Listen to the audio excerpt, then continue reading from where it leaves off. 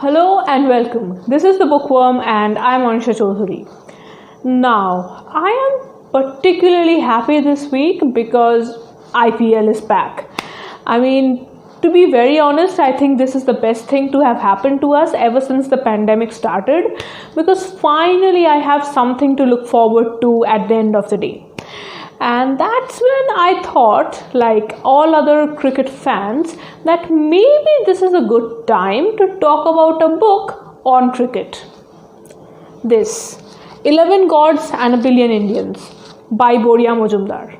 Now, coming to the book, like it seems, it is a non-fiction book that talks about cricket, or rather I should say Indian cricket per se, and it tracks the journey of Indian cricket through the different ages, like right through history when cricket got imported to the subcontinent, through the Pentangular tournament, which was actually a tournament that used to happen in India under the British, where different regions would compete against each other. So you can call it as a forerunner of IPL. So it talks about that. It talks about the different patronages of the Maharajas who were interested in cricket back then, and then it moves on to post-colonial cricket of the 50s, 60s, the World Cup win of 83, and then it talks at length about the golden age of cricket, or the time when Indian cricket started making noise on the world stage, like I'm talking 90s, late 90s,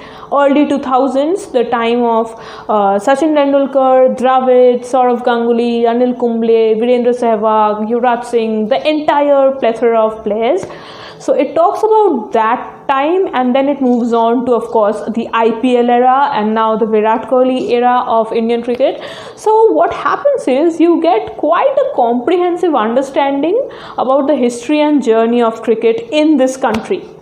Also, what I really love about this book is the fact that it's written by Boria Majumdar, who has been a very prominent sports journalist in the country for a long time now, which means he has very good connections throughout the cricketing world.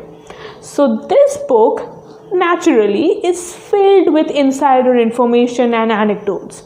Like, it has very important perspectives covered, like the perspectives of the fans, the players, the organizers, like the officials, BCCI and ICC officials, to the media. So it covers all four of those perspectives regarding the game, and because he is so well connected, this book turns out to be such a well researched, comprehensive document on the sport in India.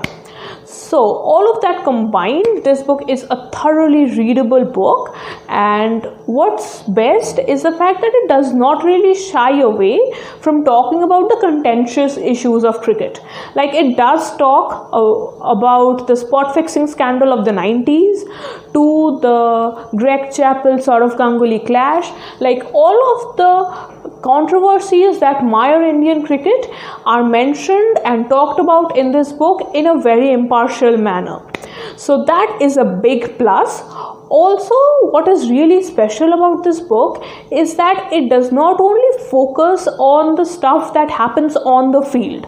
Rather, it also documents what happens off the field, and by that I mean the different board meetings and the officials and the organizers who actually make the game happen, the BCCI, the ICC and so on. So it sheds a light on that aspect of the game of which we are not really very much aware of. Like, if there is a controversy regarding a coach or regarding a certain organizer or a governing body member, we will hear of it in the news or read it in the newspapers.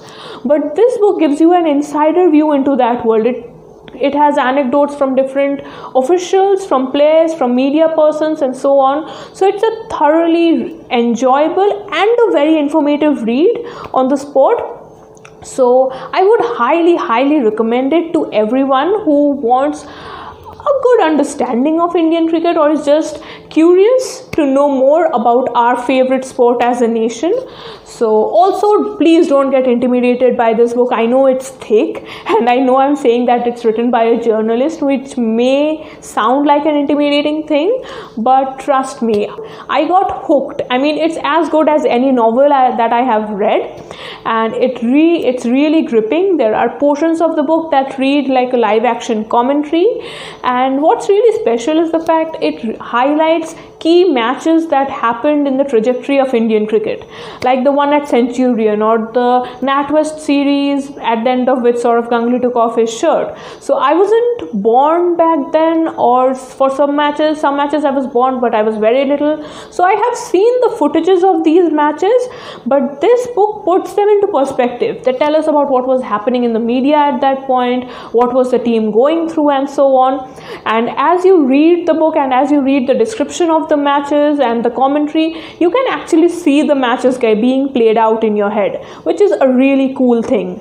So don't get intimidated by it. You will definitely not be bored by this book. I mean, it talks about cricket. How can you be bored? So it's highly recommended. The language is lucid, it's funny, it's anecdotal, it's very engaging, and I would highly recommend everyone to go ahead and read this IPL season. That was it for today.